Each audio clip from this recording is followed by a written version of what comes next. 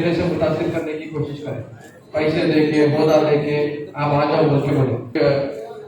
एक common man, एक सामान्य कार्यकर्ता, एक सामान्य लीडर आज 20 करोड़ 30 करोड़ ये तो जो है तेलुगुदेशम गवर्नमेंट में एमएलसी नहीं मिलती थी।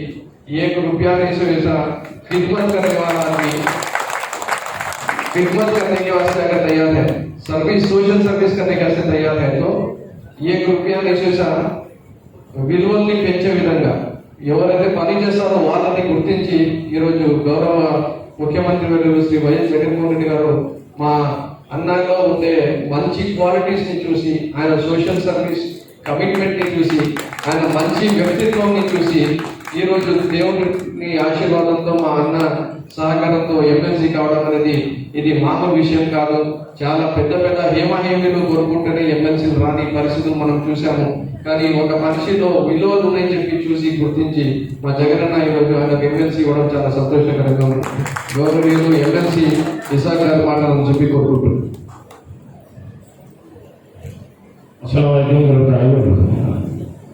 स्टेज पर तशरीफ फरमाया एंगर मोबाइल कर्नूल के एमएलए साहब, ऑफिसर में और बाकी के सर, मैं यहाँ पे नया हूँ, माफ़ी चाहता हूँ। स्टेज पर जितने आदमी उनके नाम नहीं ले सकता हूँ, और यहाँ पे वकील साहब और बाकी के मार्केट चेयरमैन, हमारे ऑफिसर सिक्योरिटी ऑफिसर और बाकी के सबको भी सामने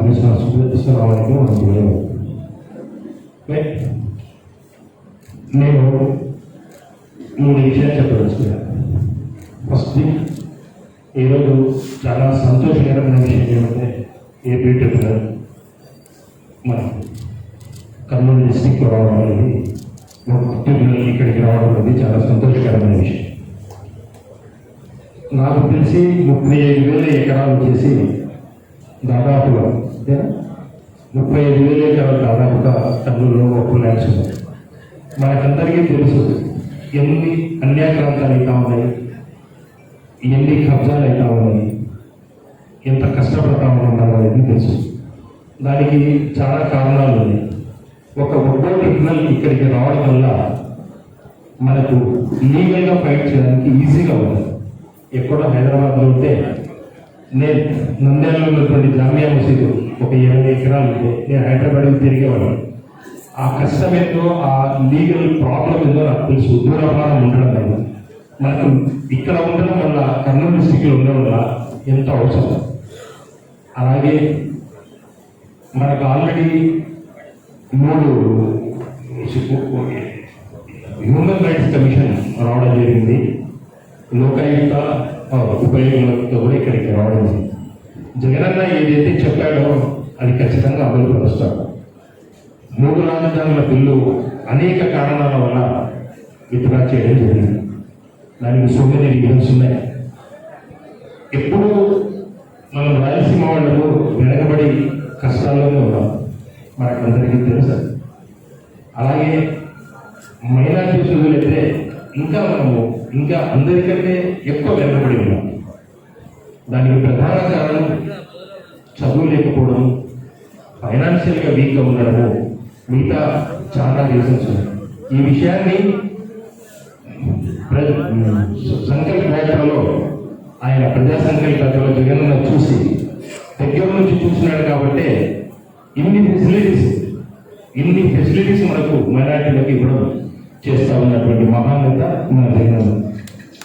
అసెంబ్లీలో ఎప్పుడు నాకు తెలిసి ఉమ్మడి రాష్ట్రంలో కూడా, అంటే ఉమ్మడి ఆంధ్రప్రదేశ్లో కూడా ఎప్పుడు 4 ఎమ్మెల్యేలు 4 ఎమ్మెల్సీలు, మొన్ననే సోదరి చనిపోయింది, నేను విచారం వ్యక్తం చేస్తున్నాను. 8 మందికి ఇస్తాను. శాసనమండలి 4, శాసనసభలు 4 చేసిన వ్యక్తి. గత ప్రభుత్వం అయితే ఎంత బాధాకరమైన విషయం అంటే, గత ప్రభుత్వము ఒక్కడు కూడా ఒక హిందువులు పెట్టిన నీచ సంస్కృతి కలిగిన వ్యక్తి గత ప్రభుత్వం. ఆ రకంగా మనం అపహాస్యం చేశాం. ఎవరైనా ఒక్కడు గురించి తెలియాలి అంటే ఒక మైనార్టీకి తెలుస్తారు, ఒక హిందూ సాంప్రదాయం తెలియాలి అంటే ఒక హిందువులు తెలుస్తారు, ఒక క్రిస్టియన్ సాంప్రదాయం తెలియాలంటే ఒక క్రిస్టియన్ తెలుస్తారు. కనీసం ఆ మాత్రం ఇంగితం కూడా లేకుండా ఒక్కడు మంత్రిగా అల్లు రఘునాథ్ రెడ్డి అనుకుంటాం. ఆయన పెట్టిన వ్యక్తులు అంత దుర్మార్గపు ఆలోచన చేసి ముస్లింలకు అంత వివక్షగా అంత అధపాతానికి ఆలోచన చేసిన దుర్మార్గం వ్యక్తి గత ప్రభుత్వం. ఈరోజు మన మన హక్కులు తెలుసుకొని ఎన్నో రకాలుగా మనల్ని దగ్గరికి తీసుకుంటా ఉన్న వ్యక్తి జగనన్న. ఇప్పుడే ఆఫీస్లో నా గురించి చెప్పాడు. నేను చాలా సామాన్య కార్యకర్త, అంతే, కష్టపడ్డమే తెలుసు, మిగతా ఏమీ తెలియదు. ఒక చిన్న వ్యక్తికి కూడా ఎన్నో లక్షల కోట్ల రూపాయలు దీనికోసమని గత ప్రభుత్వంలో ఖర్చు చేశాను. ఒక చిన్న కార్పొరేటర్కి అయినంత ఖర్చు కూడా నాకు కాలేదు. ఏమీ కాలేదు నా ఖర్చు. అంటే జగనన్న గారికి తిరగడం, నా మీద నమ్మకం ఉంచడం, సుశిక్షిత కార్యకర్తలు నన్ను సెలెక్ట్ చేసుకోవడం. నేను సభాముఖంగా చెప్తా ఉన్నాను, నాకేమీ అర్థమలేదు కూడా. నేను ఇలాగే నాకు ఈ అవకాశం ఒక మైనారిటీ కాబట్టి వచ్చింది కాబట్టి నేను మైనారిటీలకు నేను జీవితాంతం సేవ చేస్తానని ఈ సభాముఖంగా నేను తెలుసుకోవాలి. ఇంకో విషయం, మన ఆఫీస్ అన్న గారి నుంచి చెప్పాలి. ఆఫీస్ అన్న మా బై ఎలక్షన్స్ అప్పటికి ఎమ్మెల్యే కాదు. నేను చూసాను అక్కడికి బై ఎలక్షన్స్ అప్పుడు తెలుగుదేశం గవర్నమెంట్ సెక్రటేరియట్ నంద్యాలలో ఉండిపోయింది. మంత్రుల దగ్గర నుంచి కంప్లీట్ ఇక్కడే ఉన్నాం. మనం అప్పుడు ప్రతిపక్షంలో ఉన్నాము. ఆఫీస్ అన్న గారు ఎమ్మెల్యే కూడా కాదు. ఏ రకంగా కష్టపడేది అంటే నేను కళ్ళారా చూశాను. ఒక చిన్న వ్యక్తిని కూడా బంగపోయి నిదానంగా ఒప్పించి, ఎంత ఓపిక అంటే ఆ మనిషికి మేము అప్పుడే గెలిచేసాం. Is the person. మైనార్టీలకు ఇటువంటి నాయకుడే అవసరం. ఎందుకంటే మన మైనార్టీలో, నేను కూడా మైనార్టీ కాబట్టి మైనార్టీ మీద ఎక్కువ చెప్పాలని రైట్ ఉంది కాబట్టి నేను చెప్తున్నాను. మన వాళ్ళు కొంతవరకు ఓపిక వెళ్ళారు, తర్వాత రివర్స్ అవుతారు. ఇంకేదో వెళ్ళిపోతారు, కుమరాలు ఏం చెప్పినా అది ఇది. అటువంటి వ్యక్తిని కూడా అక్కువ చేసుకొని సంజాయించి రిక్వెస్ట్ చేసి మన పథకాలు చెప్పి చేసే వ్యక్తులు ఎన్నో ప్రయోగాలు. నాకు తెలిసి నంద్యాల బై ఎలక్షన్ అంతా దుర్మార్గ ఎలక్షన్ ఎప్పుడు రాదనుకుంటా. ఎన్నో ప్రయోగాలు, ఎన్నో కష్టాలు, ఆఫీసర్లకు ఎన్నో బెదిరింపులు. మీరు చేస్తే మీకు రకం చేస్తాం. అయినా ఏమాత్రం వాళ్ళకు ఎదురు చెప్పకుండా, ఒక్కడు కూడా వెనక్కి వేయకుండా జాగ్రత్తగా ముందుకు పోతూ మాకు జీవితాంతం గుర్తుండే రకమైనటువంటి సేవలు ఆ రోజు మాకు నంద్యాలకు చేశారు. ఇది ఆయనకేదో తారీఫ్ అంటారు మా దాంట్లో. మనము ఆయనకేదో పొగడ్డంగా చెప్పడం లేదు, నేను కళ్ళారా చూశాను కాబట్టి ఆ విషయం చెప్తున్నాను. అంత ఓపిక కలిగిన వ్యక్తి, అంత జాగ్రత్తగా చేసే వ్యక్తి. మొన్ననే మీరందరూ చూసింటారు, అసెంబ్లీలో మైనారిటీల గురించి మాట్లాడడానికి అవకాశం వచ్చింది. ఎంత చక్కగా చెప్పారండి. ఎన్ని సమస్యలు పద్ధతిగా, ఒక సిస్టమేటిక్గా, అది ఒక వ్యూ, ఒక విజన్ ఉంటేనే అది మనసులో నుంచి బయటకు వచ్చారు. దగ్గర దగ్గర అరగంట చెప్పారు. ఒక్క ఎమ్మెల్యే కూడా కదలలేకపోయినాడు. ముఖ్యమంత్రి కూడా అంత కాన్సన్ట్రేషన్ ఉన్నాడు. ఆ బాధ అట్టించి ఆయన తొట్టికి అంత బాగా చెప్పారు. నాకైతే గుర్తు తెచ్చుకుంటే ఆవేశం వస్తూ ఉంది. ఆఫీస్ కానీ చెప్పిన స్పీచ్ నేను మండలంలో ఉంటేనే ఆఫీస్ కానీ ఇస్తున్నానంటే బయటికి వచ్చి టీవీ దగ్గర కూర్చొని తింటా. అంత చక్కగా చెప్పాడు, అంత బాగా. నేను కొంత మాట్లాడదాం అనుకున్నాను. నేను కొత్త కాబట్టి నాకు మండలిలో అవకాశం రాలేదు. ఇన్షాల్లా ఇంకోసారి వచ్చేది నేను డెఫినెట్గా మాట్లాడతాను.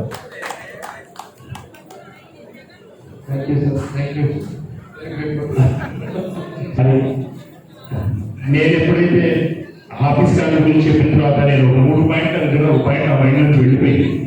ఆయన గురించి చెప్పేటప్పటికీ, అది వినేటప్పటికీ ఆ రకంగా ఫస్ట్ థింగ్ లీగల్గా ఇప్పుడు ఒక బాధాకరమైన విషయం ఏమంటే, ఒక ట్రిబ్యునల్ మనకు వచ్చిన తర్వాత MHPS ముస్లిం హక్కుల పరిరక్షణ సమితితో పోరాట సమితితో సంథింగ్ వాళ్ళు పరోక్ష శుభ్ర వాళ్ళు ఈరోజు లీగల్గా ఇస్తారు. ఏమండి అసలు ఏం జరుగుతుంది? మాకెందుకు రాకూడదు? ఎప్పటి నుంచి? ఇప్పుడే ముఖ్యమంత్రి గారు చెప్పారు, ఎంత చెప్పారు, ఎంత బాధ ఉంది, ఎంత కష్టపడ్డారు. రాయలసీమ పర్మనెంట్ గా వెనుక్కున్నారా? ఎందుకంటే మీరు వేయడం కేవలం స్వార్థం. అంతకు మించి వేరే ఏమీ కానే కాదు. మనము బాగుపడడం వాళ్ళకి ఏమాత్రం ఇష్టం లేదు. రాయలసీమ రాయలసీమలోనే ఉన్నారు తప్ప అది డెవలప్ అవడం ఏమాత్రం ఇష్టం లేదు. దయచేసి ఇదంతా మనం అర్థం చేసుకొని మన నాయకుడికి జగనన్నకు అలాగే Nandyal MLA office sorry Kurnool MLA office గారికి మనం ఒక అభివృద్ధి దీక్షతో సపోర్ట్ చేసి అన్ని రకాలుగా ఆయనతో ఉంటే మనం ఏకీకృతమై ఉంటే మనం ఎంత దూరమైనా ఎంత కష్టమైనా మనం సక్సెస్ అవుతాం. దానికి ఎగ్జాంపులే మన ఆఫీస్ గారు. నా ఈ అవకాశం ఇచ్చినందుకు నేను అందరికీ ధన్యవాదాలు తెలుపుకుంటా ఉన్నాను. సమయం ఎక్కువైంది, ఎక్కువ టైం ఇచ్చినందుకు కూడా క్షమాపణలు చెప్తూ నా ఈ ప్రసంగాన్ని నిర్మిస్తున్నాను. ఇంకా ఎక్కువ టైం ఇవ్వాలి సార్. మీరు ఫస్ట్ టైం వచ్చారు కర్నూలుకి. మా సోదరులందరూ కూడా మీకు సన్మానం చేయాలని చెప్పి మీ మాటలు వినాలని చెప్పింది, కానీ సమయభావం వల్ల మీకు అవకాశం ఇవ్వలేకపోతున్నా. గౌరవనీయులు ఎమ్మెల్సీ ఇసాక్ గారికి, మన డిస్ట్రిక్ట్ మైనారిటీ వెల్ఫేర్ ఆఫీసర్ గారికి, మధ్యాహ్న గారికి, మార్కెట్ మన భాష గారికి, డిప్యూటీ మేయర్ గారి తండ్రి గారు రఘు ప్రసాద్ గారికి, వైస్ చైర్మన్ అస్లం గారికి, మన ఇక్బాల్ గారికి, ఆవాస్ కమిటీ ప్రెసిడెంట్, అలాగే గౌరవనీయులు పెద్దలు అడ్వకేట్స్ ఖాలిద్ బేగ్ గారికి, రోషన్ అలీ గారికి, మా జయరాజన్న గారికి, మా అక్క నాగేశ్వరదేవి గారికి, మా అన్న షఫాత్ అల్లాహ్ ఖాన్ గారికి, మా అన్న సుబ్బయ్య గారికి, ఆఫీస్ ఖుర్షిద్ గారికి, కర్ణాకర్ రెడ్డి గారికి, రాజశేఖర్ గారికి, పుల్లారెడ్డి గారికి, కరీం గారికి, ఆసిఫ్ గారికి, శంషుద్దీన్ గారికి, ఓంకారన్న గారికి, రాజేష్ గారికి, సంపత్ కుమారి గారికి, అర్షియా గారికి, పద్మలత గారికి, రియాజ్ గారికి, అక్బర్ అషాద్ గారికి, ఇక్కడికి వచ్చేసిన ముస్లిం సోదరులకు, మత పెద్దలకు, గురువులకు, పెద్ద మనుషులకు, ప్రతి లాయర్స్కు, అడ్వకేట్స్కు, ఇంటలెక్చువల్స్ ఆఫ్ ద సొసైటీకు, ప్రతి ఒక్కరికి కూడా పేరు పేరున నా నమస్కారం. అస్సలాము అలైకుం. మీరందరూ ఒక రోజులో అనుకున్నాము, జస్ట్ నిన్న మధ్యాహ్నం అనుకున్నాము, ఈరోజు ఇంత భారీ సంఖ్యలో, ఇంత పెద్ద సంఖ్యలో మీరందరూ ఇక్కడికి వచ్చేసి మా మాటని పెట్టుకొని నమాజ్ టైం అవుతుంది అక్కడ చెప్పేసినాను. ఒక 10 minutes తర్వాత నమాజ్ అక్కడ అందరం కలిసి చేసుకుందాం. సో ఎవరు కూడా భయపడాల్సిన అవసరం లేదు, కదలాల్సిన అవసరం లేదు. నేను కూడా క్లుప్తంగా మాట్లాడుతున్నాను విత్ వెరీ వెరీ షార్ట్. ఉజు ఇక్కడ చేసుకోవచ్చు మీరు. అన్న ప్లీజ్ అన్న, ఏమనుకోద్దు, మాట్లాడుకుందాం అన్న ప్లీజ్ ప్లీజ్ ప్లీజ్ ప్లీజ్ మొత్తం అన్న ఎవరికా టైం అవ్వాలి. ఓకే ప్లీజ్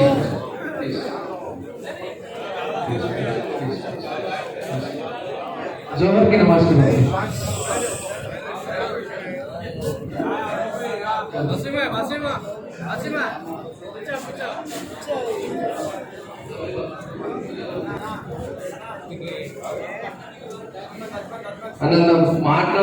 మనం మాట్లాడుకోవాలని చెప్పి ఇంతమంది వాళ్ళ సమయం ఇచ్చినారు.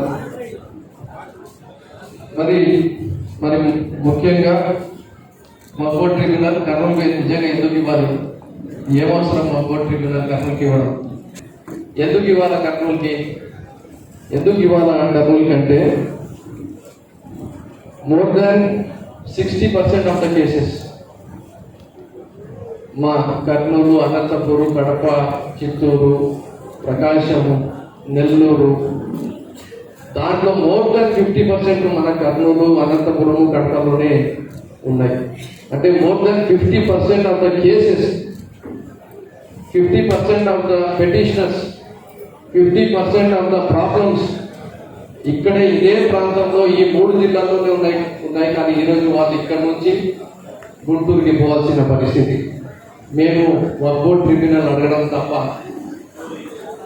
అన్న, మనం అందరికన్నా ఎక్కువ భూములు వాళ్ళకి అడుగుతున్నా. అందరికన్నా ఎక్కువ భూములు ఎవరి దగ్గర ఉన్నాయి? వక్ఫ్ దాదాపు 22,600 ఎకరాలు, 22,600 ఎకరాలు మన కర్నూలు జిల్లాలో మాత్రమే ఉన్నాయి. అయినా మేము వక్ఫ్ ట్రిబ్యునల్ అడగకూడదన్నా? మాకు న్యాయం జరగకూడదా?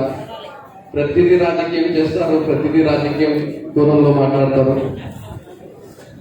దాదాపు 70% ఆఫ్ ద ప్రాపర్టీస్ మన ప్రకాశం, నెల్లూరు, చిత్తూరు, అనంతపూర్, కడప, కర్నూలు కలుపుకుంటే 70% ఆఫ్ ప్రాపర్టీస్ ఇవే జిల్లాలో ఉన్నాయి. దాంట్లో ఆల్మోస్ట్ 35% ప్రాపర్టీస్ జస్ట్ కర్నూలు, అనంతపూర్లోనే ఉన్నాయి. అయినా మేము బొబ్బో ట్రిబ్యునల్ అడగకూడదా? ఎక్కడ న్యాయం? ఏం చేస్తుంది? వాళ్ళ నోటికి వచ్చినట్టు మాట్లాడతారు. 70% ఆఫ్ ద ముస్లిం మైనారిటీ సోదరులు ఉండేది కూడా ఈ 6 జిల్లాల్లో. ఖచ్చితంగా మా గుంటూరులో కూడా మా సోదరులు ఉన్నారు, కాదని చెప్పడం లేదు. వాళ్ళకైతే అన్ని విధాలుగా అభివృద్ధి చెందుతున్నారు. అభివృద్ధి చెందిన ప్రాంతం మాదైతే వెనుకబడిన ప్రాంతం. అలాగే వైజాగ్లో కూడా కొన్ని భూములు ఉన్నాయి, కానీ అందరికన్నా ఎక్కువ భూములు ఉండేది మన కర్నూలు జిల్లాలోనే. శ్రీబాగ్ ఒప్పందం ప్రకారంగా చూసుకుంటే కూడా న్యాయ రాజధాని అనుకోండి, హైకోర్టు అనుకోండి, ప్రతి కోర్టు వ్యవస్థ ఉండని మన కర్నూలుకి రావాలని చెప్పి శ్రీబాగ్ ఒప్పందం ప్రకారంగా కూడా ఉంది. సో లాజికల్గా టెక్నికల్గా మనకు హక్కు ఉంది. ఆ హక్కు మాకు జగన్మోహన్ రెడ్డి గారు ఇస్తే ఈరోజు దానిపైన పబ్లిక్ ఇంట్రెస్ట్ లిటిగేషన్ బిల్ వేసి మళ్ళీ దానికి ఆపే కుట్ర మళ్ళీ ప్రతిపక్ష పార్టీలు చేస్తున్నారంటే ఎంత బాధాకరం అని చెప్పి మీకు అందరికీ తెలియజేసుకుంటున్నాను. आप सब भाइयों को मैं बताना चाह रहा हूँ कि सबसे ज्यादा हमारे दरगाहों के, आस्थानों के, मस्जिदों के प्रॉपर्टीज करीब 22,600 एकड़ जमीन सिर्फ कर्नूल जिले में है और हाईएस्ट लार्जेस्ट वक्फ प्रॉपर्टी कर्नूल जिले में है, बल्कि मैं आप लोगों को बताना चाहता हूँ। आज कर्नूल जिले में मुतवल्लियों के हेरिडिटरी प्रॉब्लम्स रहने दीजिए, एंक्रोचमेंट के प्रॉब्लम्स रहने दीजिए, टाइटल डीड्स के प्रॉब्लम्स रहने दीजिए, हर किस्म के प्रॉब्लम के वास्ते जो है कोर्ट को जाना पड़ा। वही वक्फ ट्रिब्यूनल रहा तो यहाँ का यहाँ हमारे एडवोकेट हमारे वक्फ प्रॉपर्टीज को प्रोटेक्ट करने के लिए, हम लोग को साथ देने के लिए यहाँ पे ठहर जाते। आज हमारे लोगों के, भाइयों के, बहनों के इतनी माली हालत की कमजोरी है कि वो लोग जो है गुंटूर को जाकर वहाँ के एडवोकेट को हायर करके वहां पर जाके केस डालने की भी उनकी वो लोगों को ताकत नहीं है, तो वहां क्या जमीनों को बचाएंगे? क्या वो लोग इंसाफ मिलेगा? तो इतनी इकोनॉमिकली बैकवर्ड कम्युनिटी है, उस इकोनॉमिकली बैकवर्ड कम्युनिटी को इस बैकवर्ड रीजन में ये जहां पर इंसाफ मिलता वो है कोर्ट, वो है ट्रिब्यूनल। उसको जो है यहाँ पर रखना वही इंसाफ है बोलकर मैं बोलना चाहता हूँ। जहां पर इंसाफ मिलता और जिसको इंसाफ मिलता, जो एरिया में रखने से ट्रिब्यूनल को इंसाफ मिलता, वो इंसाफ वाली बात जो है जगनमोहन रेड्डी साहब करेंगे तो वो ट्रिब्यूनल के जरिए करेंगे। उसी तरीके से आप लोग सब जानते हैं कि जगनमोहन रेड्डी साहब हमारे सीएम साहब जो है कुलम चूडम, मतम चूडम, प्रांतम चूडम, पार्टी चूडम, बोले तो क्या इंसाफ, हक की बात, अंदर समानम, అందరికీ ప్రేమిస్తున్నారు, అందరికీ న్యాయం జరగాలి, అందరికీ మేలు జరగాలి, అందరికీ మంచిది జరగాలి అని చెప్పి మనస్ఫూర్తిగా కోరుకుంటున్న ఏకైక ముఖ్యమంత్రి గౌరవ ముఖ్యమంత్రి వర్యులు శ్రీ వైఎస్ జగన్మోహన్ రెడ్డి గారు. నిజంగా ఇంత పెద్ద ఆలోచన ఏ ముఖ్యమంత్రిలో కూడా రాలేదు, చెప్పలేదు, చెప్పినా చేయలేదు. ఈరోజు బడ్జెట్ విషయంలోనే చాలా మంది చెప్తుంటారు మీరందరూ ఫ్రీగా డబ్బులు ఇచ్చేస్తున్నారు, ఫ్రీగా డబ్బులు పనిచేస్తున్నారు అని చెప్పి. ఈ ఫ్రీ అనేది దుష్ప్రచారం చేస్తున్నది ఎవరు అంటే ఓన్లీ చంద్రబాబు నాయుడు గారి మనుషులు, తెలుగుదేశం పార్టీ మనుషులు. వాళ్ళు మళ్ళీ జనసేన వాళ్ళకి కానీ బీజేపీ వాళ్ళకి కానీ వాడుకుంటున్నారు. నేను మీకు అందరికి అడుగుతున్నా, మీరు ఒక ₹1 కోటి ఆస్తి పెట్టి వెళ్ళిపోండి, మీ పిల్లలకి ఎందుకు చదివిస్తారు?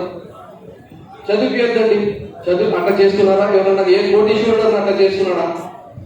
ఏం చేస్తున్నాడు? ఎంత డబ్బులు సంపాదించి ఎన్ని ఆస్తులు పెట్టినా మంచి స్కూల్లో అతనికి చేర్పించి మంచి విద్య ఇవ్వడానికి ప్రయత్నం చేస్తున్నాడు. అంటే ఒక కరోడ్పతి మనిషి ఎలాగైతే ఆలోచిస్తున్నాడో అలాగే ప్రతి పేద బీద వర్గాల నుంచి ఉన్న వాళ్ళు కూడా ఆ విద్యని వాళ్ళు దక్కించుకోవాలి, వాళ్ళు అంత పెద్దగా ఎదగాలని చెప్పి మనస్ఫూర్తిగా కోరుకొని ఆ సంక్షేమ పథకాల్లో వాళ్ళకు డబ్బులు ఇస్తుంటే ఫ్రీగా ఇస్తున్నారు అని చెప్పి కించపరిచి మాట్లాడితే మనం ఏం చెప్పాలి? आज अम्मावड़ी नहीं दिए तो हर पंक्चर शॉप के पास, हर मैकेनिक शॉप के पास, हर किराने की दुकान में, हर ऑटो स्टैंड के पास हमारा बच्चा दिखता था। आज कहीं दिख रहा? पिछले 2 साल में, 2 साल पहले दिखते थे आपको, 2 साल के बाद आज हम लोग की गवर्नमेंट आने के बाद लोग बोल रहे अम्मावड़ी क्यों दे? रंगनाथ मिश्रा कमीशन रह दो, साचार कमेटी रिपोर्ट रह दो, कुंदू कमीशन की रिपोर्ट रह दो, हर कोई बोल रहा कि हाईएस्ट ड्रॉप आउट रेट्स पूरे 4 में होता। और पूरे शब्द फोर में सबसे ज्यादा कौन है, वो तो माइनॉरिटी से, एससी से, एसटी से, बीसी से। उन लोगों को अगर एजुकेशन देंगे तो हम लोग को जो है उसको बोलते ह्यूमन रिसोर्सेज डेवलपमेंट इन्वेस्टमेंट बोल के बोलते हैं। इन्वेस्टमेंट या डेवलपमेंट, रोड डाले तो बिल्डिंग बनाते जितनी होती, एक आदमी में भी, एक आदमी जो है डॉक्टर बनाता अपने बच्चे को, डॉक्टर बना तो पूरी का पूरा खाता बदल जाता, नहीं बदल जाता। तो इन्वेस्ट करना वो बच्चे में। तो ये माँ बाप जिस तरीके से एक बच्चे में इन्वेस्ट करती, उसी तरीके से ये गवर्नमेंट गरीब बच्चों को पढ़ाने के वास्ते, उनके मुस्तकबिल को बदलने के वास्ते, आंध्र प्रदेश स्टेट को highest level of literacy rate पे लेकर आने के वास्ते, यहाँ से लेकर अमेरिका तक, अमेरिका से लेकर ऑस्ट्रेलिया तक, कश्मीर से लेकर कन्याकुमारी तक हमारा बच्चा सर उठा के काम करे, जो वैसा इंग्लिश मीडियम की लैंग्वेज में देना था। अम्मा बड़ी सीधे दे रहे, जगन्नाथ विद्या कानून का बच्चों को अच्छे कपड़े दे रहे, अच्छा खाना दे रहे दोपहर के, ताकि कोई किस्म की तकलीफ देने ना हो। वो लोग को फीस रिम्बर्समेंट दे रहे, फ्री कॉलेज की फीस पूरी, हॉस्टल में जा रहे तो फ्री हॉस्टल दे रहे। क्यों दे रहे? ताकि वो बच्चे पढ़ लिख के जो है अपने आप अपने पैरों पे खड़े हो जाएंगे तो वो पूरा खानदान ठहर जाता।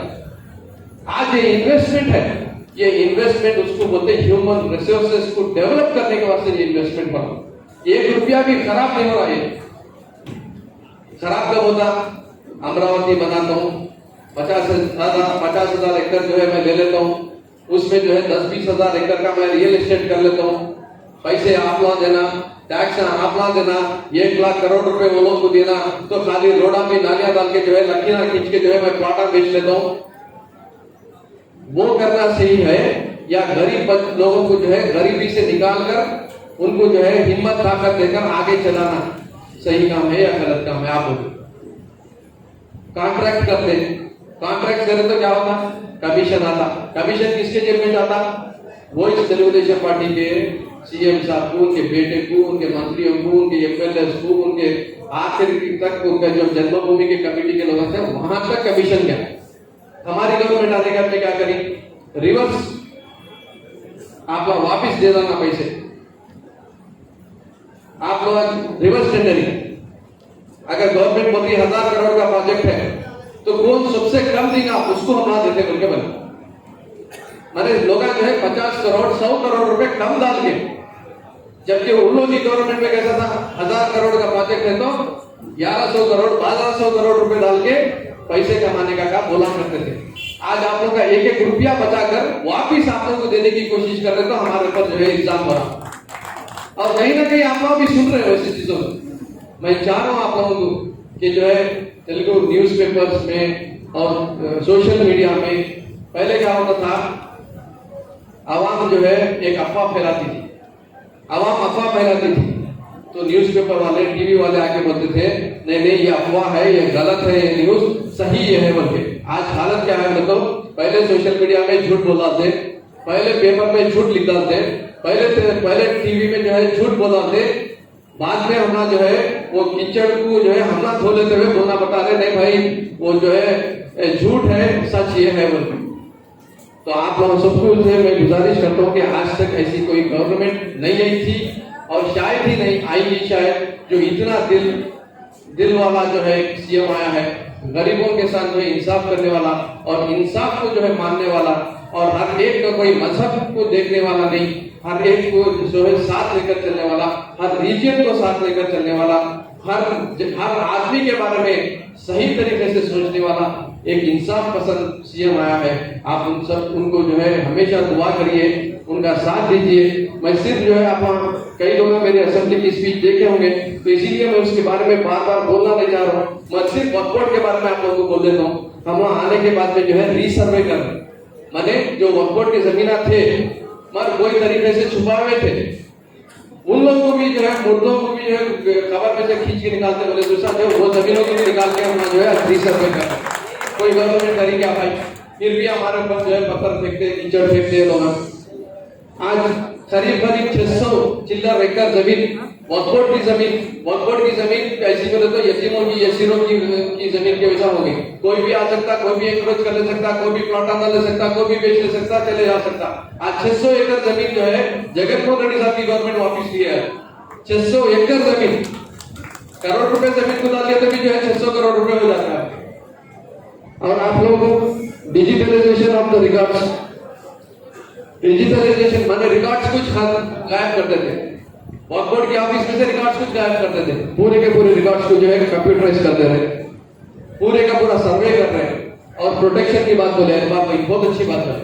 मैं भी सीएम साहब से रिक्वेस्ट करूं, प्रोटेक्शन वक्फ बोर्ड नहीं कर सकती क्योंकि बहुत कम लोग जो है हमारे पास है वक्फ बोर्ड। इसीलिए रेवेन्यू को और म्युनिसिपालिटी को दोनों को जो है जिम्मेदारी देना चाहिए कि वक्फ बोर्ड के जो है लैंड्स को जो है ओपन लैंड्स को जो है प्रोटेक्ट करने की जिम्मेदारी देना चाहिए, बल्कि मैं रिक्वेस्ट कर रहा हूँ सीएम साहब से। इंशाल्लाह वो भी देंगे एक दिन आएगा, क्योंकि रेवेन्यू डिपार्टमेंट के पास लोग रहते, म्युनिसिपालिटी के पास लोग रहते, वक्फ बोर्ड के पास 4 लोग रहते, 25,000 एकड़ संभालना, इनकम कम रहती, हमारे लोग देते नहीं, कई उसमें लूपहोल्स है सिस्टम में। ये सब चीजों को जो है आहिस्ता आहिस्ता ठीक कर सकते हैं। तो आज जो वक्फ बोर्ड ट्रिब्यूनल आया है, जिसके वजह से कई लोगों को फायदा होगा, ना सिर्फ कटोल के अतराफ के जिलों को भी फायदा होगा और हमारे वक्फ बोर्ड की जमीनों को हम लोग बचा सकेंगे। ये सब चीजें जो है हमारी गवर्नमेंट कर रही है। एजुकेशन फ्री दे रही है, आरोग्यश्री में 2400 से ज्यादा जो है बीमारियों को जो है फ्री में इलाज करने का काम कर रही है। सीएम रिलीफ फंड पे काम हो रहा है। आज जो है वुमेन एम्पावरमेंट के वास्ते वयसर आसरा वयसर जीविका के हिसाब से पैसे दिए जा रहे हैं। उसी तरीके से आप छोटे बच्चे आंगनवाड़ी के बच्चों में, अगर आप आंगनवाड़ी सेक्टर में चलेंगे तो छोटे बच्चों को भी जो है बेहतरीन से बेहतरीन खाना, कल जो है जॉइंट कलेक्टर साहब कर्नूल में लद्दागिरी विलेज में कोटपुर में गए, एक बच्चे का जो है वेट कम था, एक बच्चे का वेट कम था। ये बच्चे का वेट कम है, जिस तरीके से गवर्नमेंट खाना दे रही है उस हिसाब से वो बच्चे का वेट जितना रहना था उससे कम था, बोलकर वहां के टीचर को, उनके ऊपर के ऑफिसर को, उसके ऊपर के ऑफिसर को आज जो है सस्पेंड करे। ये है गवर्नेंस, ये है गवर्नेंस। आज आंगनवाड़ी सेंटर्स बदल गए, आज आप लोगों के स्कूल बदल गए, आज आप लोगों के हॉस्पिटल्स बदल गए, आज आप लोगों को आरोग्यश्री की स्कीम बदल गई, आज आप लोगों को हर एक के घर को पट्टा देने के काम कर रहे, हर एक को घर बना के देने का काम कर रहे। आज जो है करप्शन को खत्म कर दिए, आज सचिवालय को ला लिए, आज पेंशन के वास्ते लाइन में ठहरने की जरूरत नहीं है, आज वॉलंटियर खुद लाकर पेंशन आपके घर तक दे रहा। आपको जो है खास तौर पे ओटीएस स्कीम के बारे में बोलता हूँ, लोग आप बोल रहे 20,000 रुपए ले रहे। अरे भाई आप लोग जो है मखरूज है, आप लोगों का पट्टा जो है हाउसिंग डिपार्टमेंट के पास रखा हुआ है, हाउसिंग डिपार्टमेंट के पास के पट्टे को मॉर्गेज करा हुआ पट्टे को जो है आप 1 लाख रुपए रहने दो, 2 लाख रुपए रहने दो, 4 लाख रुपए आपका कर्जा रहने दो, सिर्फ 20,000 रुपए बंद दो और आपको जो है टाइटल के साथ दे देते। जब टाइटल आ जाना तो मार्केट वैल्यू वहां की अगर 5 लाख रुपए है, 10 लाख रुपए है, तो वो जमीन की वैल्यू भी 5 लाख और 10 लाख रुपए जो है बोलती। जबकि आज की तारीख में क्योंकि वो टाइटल नहीं है, आपके ऊपर गवर्नमेंट का पट्टा दिया हुआ है, आप किसी को बेच नहीं सकते। वो 5 लाख सेंट वाला या 10 लाख रुपए सेंट वाली जमीन जो है आप लाख रुपए में, 2 लाख रुपए में, चोरी छुपे में जो है बेचना पड़ा, सिर्फ 20,000 रुपए देके। अगर आपके ऊपर कोई मॉर्गेज नहीं है, अगर आपको कोई जो है गवर्नमेंट से दिए सो पट्टे पे कोई किस्म का अगर आपके ऊपर खर्चा नहीं है, सिर्फ 10 रुपए में जो है आपको जो है वो जमीन रजिस्टर करके दे रही। ये जगन्मोहन रेड्डी साहब की गवर्नमेंट है। आप लोगों को बताना चाह रहा हूँ, जितने भी इससे पहले मैंने आज से 20 साल, 30 साल, 40 साल में जितने भी लोगों को गवर्नमेंट के पट्टे मिले हैं, आप लोग जाकर ओटीएस स्कीम में जो है आप लोग टाइटल ले लीजिए। सिर्फ अगर कर्जा है तो 20,000 तक भरिए, अगर कर्जा नहीं है तो फ्री ऑफ कॉस्ट जो है सिर्फ 10 रुपए बनने से कोई रजिस्ट्रेशन वैल्यू नहीं है साहब। सचिवालय में आपको फ्री ऑफ कॉस्ट जो है हम लोग टाइटल भी आप लोग को दे रहे हैं। ये काम आज तक कोई गवर्नमेंट नहीं करी थी। कई हजार करोड़ रुपए की बाकी को माफ करके गरीब आदमी के घर को उसको जो बेचने वाला और खर्चे पे रखने वाला, मार्केट वैल्यू को लाने वाला टाइटल का पेपर आज जगन्मोहन रेड्डी साहब की गवर्नमेंट जारी कर भी आपको बताते हुए, क्योंकि वक्त हो चुका है। आप सभी भाइयों का मैं शुक्रिया अदा करता हूँ। आप लोग यहीं पर वुजू कर लीजिए, नमाज पढ़ लीजिए, उसके बाद सब लोग खाना खा लीजिए। मैं आगे न गए, I thank each and everyone, and especially the advocate community, especially the intellectual community, especially the ulama community, and especially the elders of the community, and all the party leaders and all the corporators coordinators and all the nominated directors and all the party senior leaders and कार्यकर्ता जो पूरी ये meeting को success करने के लिए करें, उन सब का मैं तहे दिल से शुक्रिया अदा करता हूँ। अस्सलाम वालेकुम। భాయ్యో ఎమ్మెల్యే గారు చాలా విషయాలు చెప్పారు, అన్ని నేను అడిగించుకున్నాను లేదు. ఒకటి మాత్రం మీకు చెప్తా శుభవార్త, దయచేసి వినండి. నా తమ్ముడు, మీ తమ్ముడు కుబ్బులి ఆ చుబ్బులి, నాకు సరిగా పేరు కూడా తెలియదు, మన బిర్యానీ తిన్నాడు, మనతో టీ తాగినాడు, మన నీళ్లు తాగినాడు, మన టెంట్ మైక్ తీసుకొని మాట్లాడినాడు, మైనార్టీ ఇష్యూస్ మాట్లాడినాడు, ట్రిబ్యునల్ విషయం మాట్లాడినాడు. మీకు అర్థమైతే ఉందా? పనుల్లో ట్రిబ్యునల్ వద్దని కోర్టులో వేసినాడు.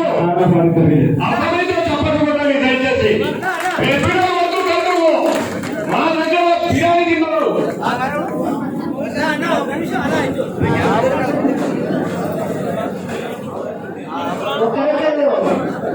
సన్మానం చేసి పూలమాల చేస్తే ఫొటోస్ తీసుకోవడానికి అనుకూలంగా ఉంటుంది. దయచేసి అటెండ్ చేయండి, ఒకరొక నిదానంగా ఒక తర్వాత ఒకరు. ఎమ్మెల్యే గారిని, గౌరవ ఎమ్మెల్సీ గారిని పూలమాల नमाज के बाद खाने का इंतजाम है, करके जाइएगा। इसके बाद मालिक लोगों के साथ खाने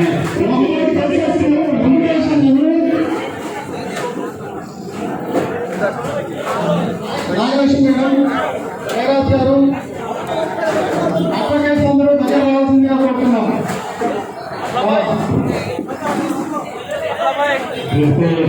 हमारे दोस्त ने बुला के बोलेंगे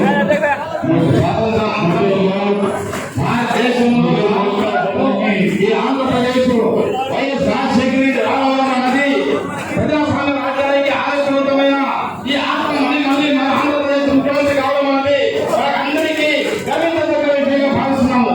తాను ఊరికే చెప్పడం మాటలో పెట్టిన చేతుల్లో కూడా కాకుండా మనకు హిందీలో ఉర్దూలో వినబడి గులాబ్ జామ్ ఫుల్ అంటే దాంట్లో వాసన వస్తుంది. हकीकत बन नहीं सकती बनावट के बातों से, कुछ लोग अभी नहीं आते कागज के फूलों से। आजकल एमएलए जब कागज के फूल नहीं करता, ओरिजिनल फूल वाले हाथ से आपको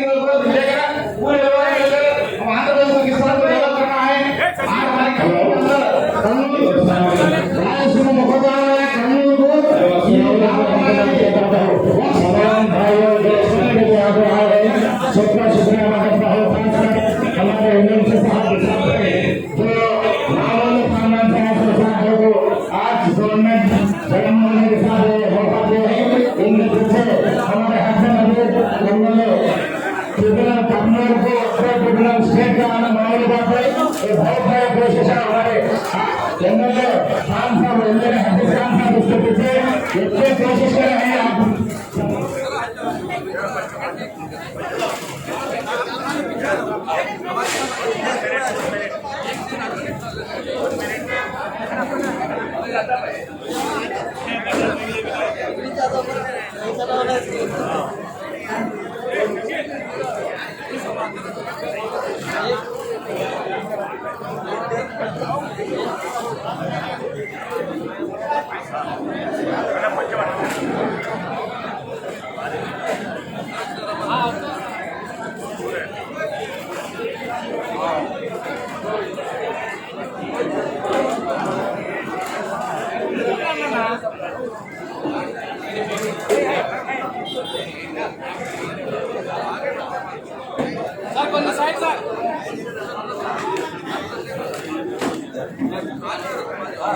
नमाज के बाद खाने का इंतजाम है, हर कोई खाना पानी करके जाएगा। और इस प्रोग्राम को सक्सेस करने के लिए जो लोग मस्जिद से मुतवल्ली आए हैं और मेंबर आए, प्रेसिडेंट आए, हर एक का दिल से शुक्रिया अदा करता हूँ।